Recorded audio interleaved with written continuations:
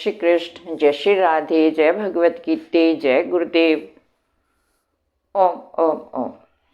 आज हम श्रीमद् भगवत गीता जी के प्रथम अध्याय श्लोक 38 और 39 का सरल भावार्थ।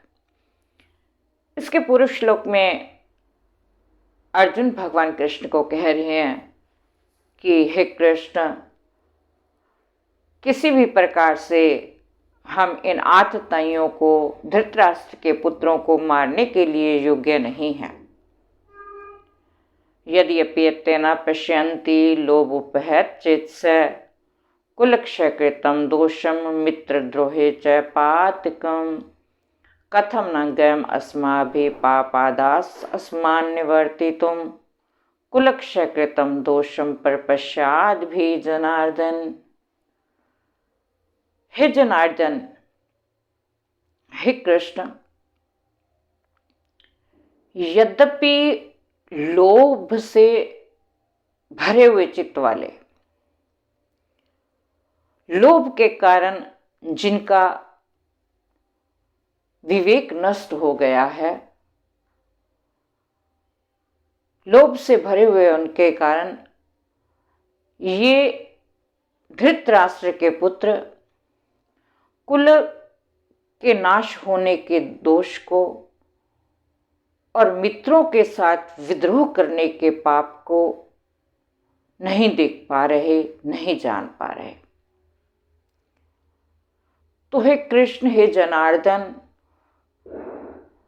कुल के नाश के दोष को जानने वाले, उस सब को देखते हुए हमको इस पाप करने से बचना चाहिए। हमें क्यों नहीं इस पाप से पीछे हटना चाहिए। अब इस श्लोक के अंदर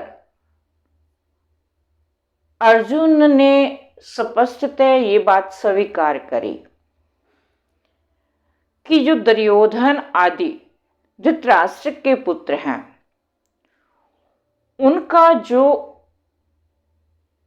अंतःकरण है वो अत्यधिक लोभ से घिरा हुआ होने के कारण, उनके मन में अत्यधिक लोभ है। इसी कारण उनका जो बुद्धि का विवेक है वो नष्ट हो चुका है, और विवेक नष्ट हो जाने के कारण वो इस समय युद्ध के अंदर जो कुल का नाश होने वाला है, उस कुल के नाश होने से जो दोष होगा, जो विनाश होगा, उसको नहीं देख पा रहे। और कुल के दोष के साथ साथ जो अपने ही मित्रों का विद्रोह होगा, क्योंकि युद्ध भूमि के अंदर दोनों ओर अपने ही भाई बंधु, चाचा ताऊ, सब अपने ही रिश्तेदार खड़े हैं। और जब युद्ध भूमि के अंदर वैर के कारण आपस में युद्ध होगा, और उस युद्ध के अंदर जब अपने ही लोग मरेंगे, उनका जो विद्रोह होगा, उस सब से जो पाप लगेगा, उस सब से जो विनाश लीला होने वाली है, इस सब को ये लोग नहीं देख पा रहे। लेकिन अर्जुन की ये बातें कुछ तर्क संगत नहीं लग रही, क्योंकि युद्ध ना हो इसके लिए बहुत बार विचार की बात तो छोड़ो, बहुत बार ऐसा सोचा गया, बहुत प्रयास किए गए, अनेकानेक प्रयास कि किसी कारण युद्ध के इन भयानक परिणामों से बचा जाए, क्योंकि युद्ध का जो परिणाम होता है वो कभी अच्छा नहीं होता। अनेक बार, जहां तक कि भगवान स्वयं भी संधि दूत बनकर कौरवों के यहां गए, लेकिन जब दुर्योधन ने किसी बात का भी समर्थन नहीं किया, किसी की भी बात नहीं मानी, तो तब युद्ध ही एक ऐसा विकल्प था। या फिर अर्जुन पांडव अपने आप को क्षत्रिय ना जानकर भयभीत होकर चुपचाप बैठ जाएं। तो क्षत्रिय धर्म को निभाते हुए जब कोई विकल्प नहीं बचा, युद्ध ही अंतिम विकल्प था और युद्ध भूमि के लिए सब कुछ तैयार हुआ, तो भी अर्जुन अब बिना तर्क के ऐसी बातें कर रहा है। तो उस समय अर्जुन आज भी कह रहा है, अब भी कह रहा है कि हमें क्यों नहीं विचार करना चाहिए।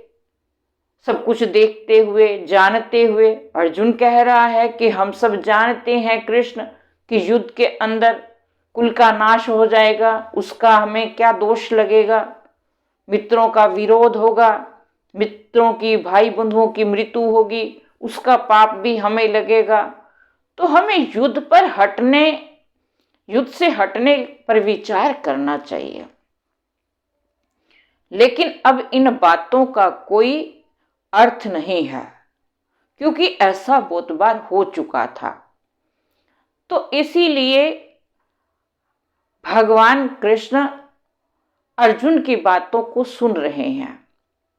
अर्जुन बार बार एक ही आलाप राग रहा है, बिना तर्क के एक ही बात पर अड़ा हुआ है कि वास्तव में कुल के नाश होने से दोष है। लेकिन उस समय ये बातें तर्क संगत नहीं लग रही थी, बिना तर्क के ये बात लग रही थी। लेकिन फिर भी अर्जुन भगवान कृष्ण से कह रहे हैं कि हम सब जानने वाले हैं, समझने वाले हैं कि उचित क्या है, अनुचित क्या है, दोष क्या है, पाप क्या है। जबकि दुर्योधन को कोई दोष नहीं। दुर्योधन की दृष्टि इतनी लोभ में हो चुकी है, इतना लोभ के अंदर अंधा हो चुका है, उसे किसी भी कीमत पर राज्य चाहिए। तो दुर्योधन को ना देखते हुए अर्जुन अपना पक्ष रख रहे हैं कि हम सब ये जानते हैं, धर्म नीतिज्ञ हैं, तो हमें क्यों नहीं इस युद्ध से हटने पर विचार करना चाहिए। हे कृष्ण, हमें ही इस बात पर पुनः एक बार सोचना चाहिए। जय श्री कृष्ण, जय श्री राधे।